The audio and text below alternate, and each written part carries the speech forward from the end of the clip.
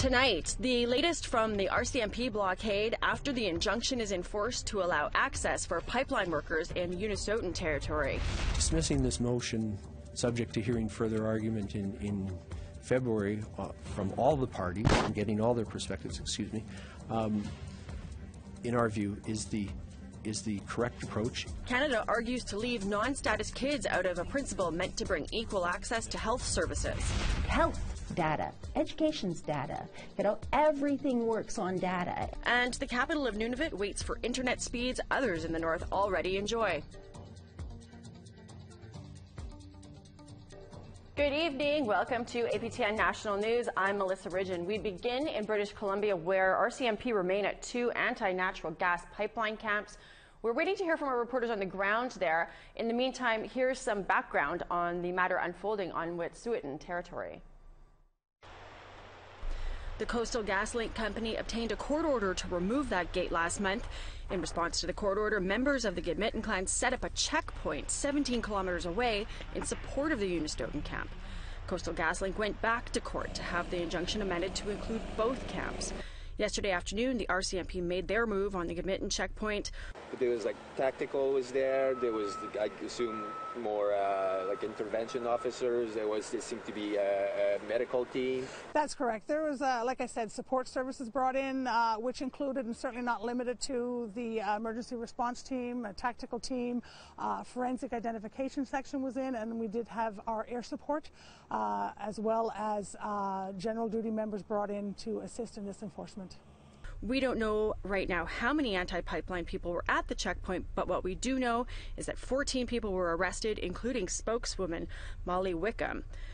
Namook's one of the hereditary chiefs of the Saiu clan. But with Coastal GasLink, just the arrogance of him coming in with already a mindset of this is happening regardless of what we say was totally inappropriate, as they are guests on our territory, and this is considered trespass in our law. That was yesterday. As we go to air today, the gate on the bridge over the Morris River leading to the Unistoten camp is still up. It's up to the RCMP now to try to enforce that court order, which would open up the bridge to allow Coastal GasLink employees into the area where the planned pipeline would go. We are not being told how opening up the bridge will be done, how many police are involved, or how many Unistoten people and their supporters are going to resist the police action. Supporters of Unistoten have remained at the service road blocked by the RCMP. Our APTN crew on the ground was there. They spoke with Sabina Dennis about why she felt she needed to stay. We're standing strong with the Wet'suwet'en because for me, I'm Dakhel, and I'm from all the area of where the Horn River Basin, where they want to take the oil or the LNG from. And for me, I've always been against LNG right from the tar sands, and I truly believe that unification of our people, of Indigenous people right now, is so critical globally that it makes no sense not to be here right now.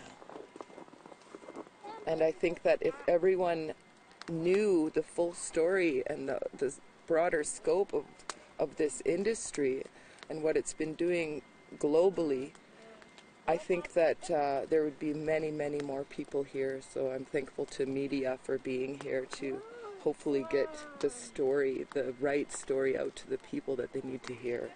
The time is now.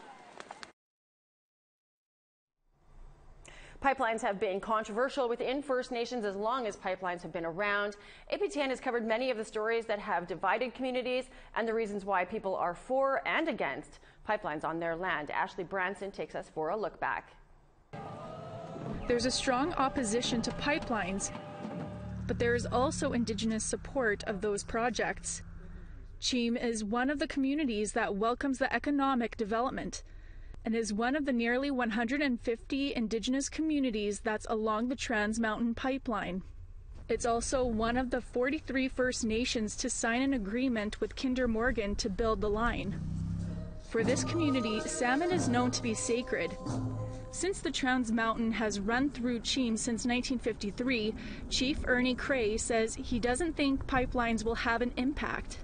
We told them that there were lots of issues they had to be mindful of as the pipeline was to be constructed if it was to go ahead. We have our own values and traditions and practices. So, for instance, salmon-bearing streams, we told them, would need to be afforded maximum protection. Stephen Rain is from Enoch Cree Nation in Alberta, another community that signed a mutual agreement for the pipeline. People don't really care, besides the fact that they just want their hand in some money, so that they get a little bit of money for doing it, I guess, land-wise. But other than that, I never heard anybody talk about it. But for Rain, it's a way of life. That's what we do, is do pipeline and oil field work. So, I mean, to me, it has to be done. I can't see any other way for it to be. APTN has been covering both sides of the pipeline debate. The opposition we see today at Unistoten comes from years of resistance. In 2014, Frida Hewson spoke to APTN while blocking the route of the Northern Gateway pipeline, a pipeline project that was eventually cancelled after a failed attempt of consultation and accommodation of the rights and title holders. 5 years ago, we constructed a cabin right on the GPS route of the Enbridge and PTP pipeline, and about a year and a half ago, our strategy was successful because we heard that the company Enbridge and PTP had moved about 1 kilometer and then 3 kilometers downstream or upstream from our cabin, so they changed their route because of the cabin was on blocking their route, and we put a pit house now on the way of PTP and a permaculture garden. We're just developing our own lands to prevent them from trying to put their projects through our lands. Ashley Branson, APTN National News, Winnipeg. BC Premier John Horgan held a news conference to discuss the RCMP enforcement of this injunction near Houston, BC. Horgan says he respects the rights of people to protest, but believes the builders of the pipeline have done all that is required for them to have the project move forward. We recognize the right of individuals to protest. We recognize the rights of those across the country who wanted to voice their concerns about this project. However, it has been my view that LNG Canada has shown they understand the importance of consultation and meaningful reconciliation with First Nations, and that's why they have signed agreements with every First Nation along the pipeline corridor. This project represents great opportunity for Indigenous and non-Indigenous peoples alike, but it also recognizes and highlights the challenges of reconciliation. The $6.2 billion pipeline, which is 670 kilometers long, is set to begin this month. We want to hear what you think. Here's how you can continue the conversation. You can send your emails to news@aptn.ca. You can find us online at aptnnews.ca and on youtube.com/aptn news.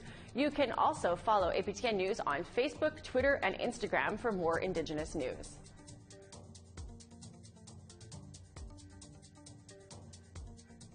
Prime Minister Justin Trudeau is in Kamloops, BC, where he'll be holding a town hall question and answer tonight.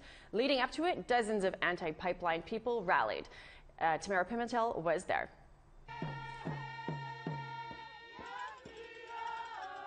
People from all over the Secwepemc Nation gather outside this Kamloops hotel to have their voices heard as they wait for a town hall meeting with Prime Minister Justin Trudeau. I really believe you can't have reconciliation at the end of a barrel of a gun.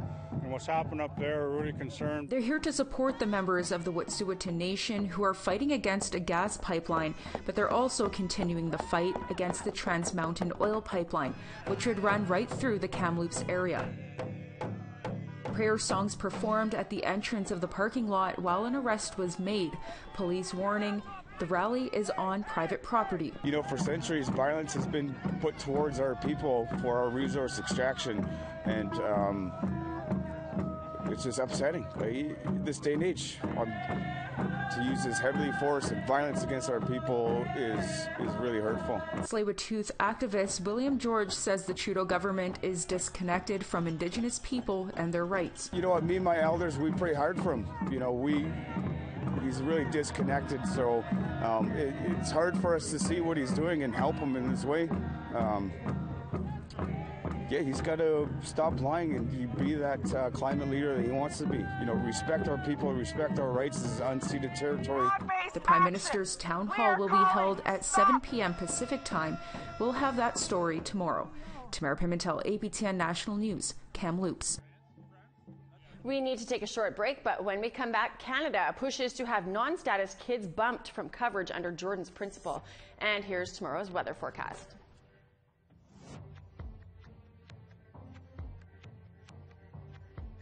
To the east coast, we've got -2 and rain in St. John's, 1 and snow in Halifax, -60 and snow in Nukchuak, -11 in Nain, -7 for Rouyn-Noranda and Val-d'Or, and snow there, -1 in Sarnia and Windsor, -7 in Sault Ste. Marie and snow, -21 in snow in Big Trout Lake, -11 and sunny in Thunder Bay, -22 in Puckatawagan, -20 in Thompson and clear skies there.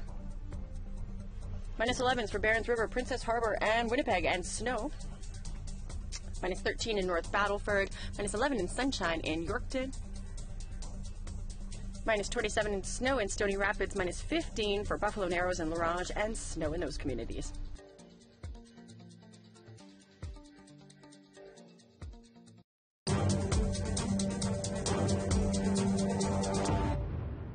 Welcome back. The battle for equality for First Nations kids across the country resumed today in Ottawa. As anticipated, the Canadian Human Rights Tribunal heard a motion from the First Nations Child and Family Caring Society. Here's Annette Francis with more. The tribunal hearing got underway quickly this morning. According to the Caring Society, Canada is excluding non-status First Nations children living off reserve from Jordan's principle and is refusing to provide coverage to children even in urgent situations. So the First Nations Child and Family Caring Society is seeking an interim relief order to help First Nations kids in urgent need, pending a full hearing on the matter. So this motion is also about Canada's refusal to give the benefit of the doubt to children who do not have Indian Act status and do not live on reserve and who have urgent service needs. It's about whether Canada can refuse to provide life-saving or urgently needed care to these children while the parties debate and make submissions to the Tribunal for adjudication regarding what the Tribunal meant when it has said multiple times in its order, all First Nations children. But Stuart Watke, the lawyer for the Assembly of First Nations, says the AFN agrees in part with the Caring Society's motion for interim relief. But he also says it raises concerns and more questions regarding the First Nations citizenship and who is entitled to benefit from Jordan's principle. And that is something that the Assembly of First Nations believes may require a full hearing to determine these issues, especially when it comes to the issue with respect to non-status Indians, Inuit, and Métis people. Really, the issue of who is a First Nation child is, and who is a First Nation child or who is a citizen, is essentially a core jurisdiction of First Nation governments.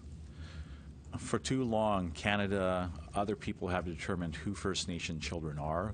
Jonathan Tarleton, legal counsel for the Attorney General of Canada, says the interim relief should not be granted. Dismissing this motion, subject to hearing further argument in February from all the parties and getting all their perspectives, in our view, is the correct approach. It does not mean that you are going to be waiting indefinitely for the argument and submissions. You'll still have the opportunity to hear them shortly and then make your determination. But it also still allows for continued respectful consultative dialogue between the parties. More hearing dates on other matters are set for February, but no decision has been made on the Caring Society's motion. Annette Francis, APTN National News, Ottawa. An employment program for homeless people in Yellowknife is proving to be successful this winter season. Our reporter Charlotte Mora-Jacobs was out early this morning to see how the work has given hope to those involved.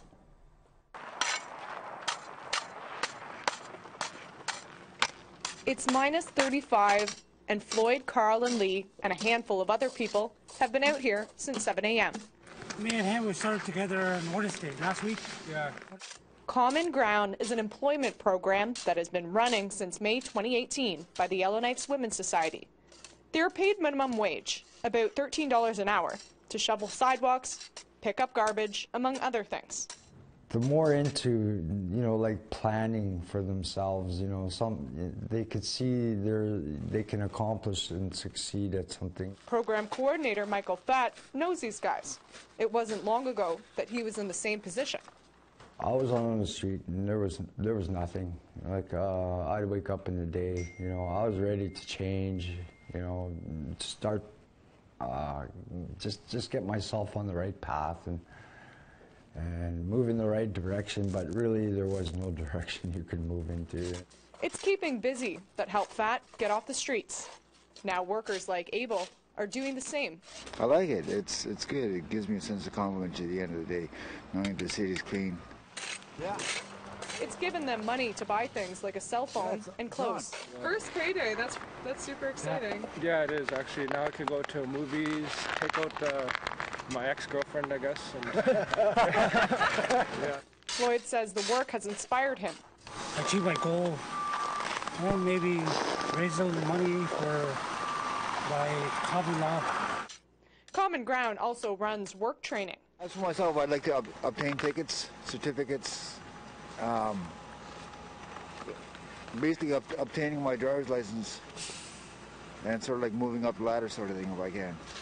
It's time for a coffee break, but they'll be back outside working soon enough, putting money in their pocket and planning their next move. Charlotte Mort-Jacobs, APTN National News, Yellowknife. Time for us to take another break, but first here's the rest of tomorrow's weather forecast.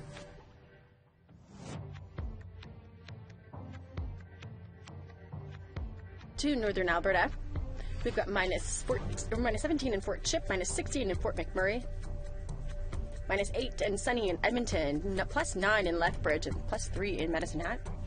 9s for Campbell River and Vancouver, rain in those communities. 10 in Tofino and Victoria, minus 25 in snow in Fort Nelson, minus 1 and snow in Prince George, minus 39 in Mayo, minus 25 in snow in Watson Lake, minus 25 and snow in Wrigley, minus 22 in Yellowknife. Tuktoyaktuk is clear, minus 34, minus 29 in Palatine, minus 32 for Arviat and Whale Cove, and minus 30 in Repulse Bay.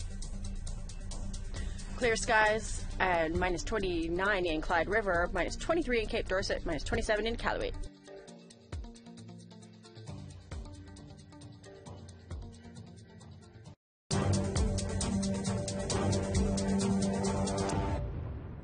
Welcome back. When you live in Nunavut, you learn to do without some of the things that are common in the rest of the country. Internet access and speed is one of those things, but as our Kent Driscoll reports, a growing body of knowledge is showing just how much Nunavut stands to lose with their very slow internet. This from Iqaluit. Iqaluit's mayor, Madeleine Redfern, has been pushing for better internet access for Nunavut for years. When she attended the Indigenous Connectivity Summit in Inuvik, NWT, late last year, she gave them an example of just how bad it is. All she wanted to do was update Microsoft It was incredibly Office. frustrating. So literally after 12 days of unsuccessfully downloading, I happened to have a trip down to Ottawa, checked into my hotel and, asked it to update, and within 12 minutes on the regular free Wi-Fi, it loaded. I didn't even choose the $5 high-speed option, which I'm sure would have uploaded it much faster. Redfern isn't exaggerating. I picked up this R2-D2 robot over Christmas. You assemble him. He does R2-D2 things. Sounds like fun, right? In order to even get the instructions, I have to download an app. An app I have been unsuccessfully trying to download since Christmas. That's why my droid is still in a box. That is frustrating. Now take that level of frustration and apply it to the governance of Canada's youngest territory. So you can do a whole bunch of important, data management, health data, education's data. Everything works on data. And if your connectivity is slow and not working, is that you're losing a lot of productivity, but you're also actually not able to work with the data that you need to make good decisions. According to Redfern, the long-term answer is to stop depending on satellite for internet. She says Nunavut needs a fiber hookup, like every other province and territory in the country. In Nunavut, when I was there, of course, they announced their second fiber line, and that community is, about 2,500 people. It's not a capital, and good for Nunavut. At the same time, that cost of almost $80 million for that fiber line is probably almost the cost of a fiber line for Iqaluit to be connected to Greenland. The way the Canadian government has supported Nunavut Internet is through the largest internet supplier, Northwestel. They receive $50 million from the government's Connect to Innovate program, a subsidy given to a retailer that's supposed to be passed on to customers. Does that sound familiar? It should.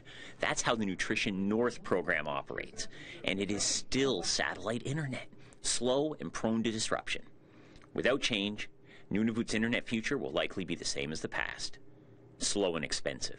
Kent Driscoll, APTN National News, Iqaluit. On today's episode of In Focus, we discussed issues faced by two-spirited people and the LGBTQ community, and we learned a lot about some things not often discussed enough. Let's take a look. When we're healing as communities and as people from the disruption of colonization, and especially how violent colonization was for many of our communities, that when we hear these negative things, I don't often equate that as being like the same way that I equate like always as homophobia or always transphobia. There's a lot of extra layers there that need to be interrogated. And the other thing about it too is that people will look at us, like non-Indigenous people and Indigenous people will just generally look at queer people as being like sexual beings, right? So they think sex, and they think that what we do is so different and so gross. And because a lot of so when we're interrogating queerness, we're also interrogating things like sex, and we're interrogating things like gender. And because of our relationship with all of those things, because of colonization, that makes it extra difficult for our communities. And so always keeping in mind that kind of patience and that love that Granny or that Kelly that Kelly expresses is something that I've always been taught by the older Two-Spirit people in the community. I think that now that the younger people are getting, like people of my generation are getting older, that it's more accepting than it was.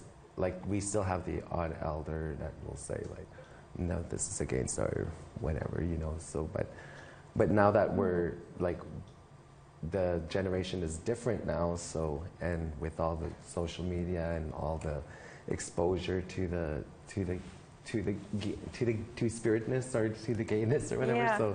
So it's pretty much there's a lot of more exposure to it now, like like through the libraries, through the story of reading to Queens and all that, just little things like that make a big difference.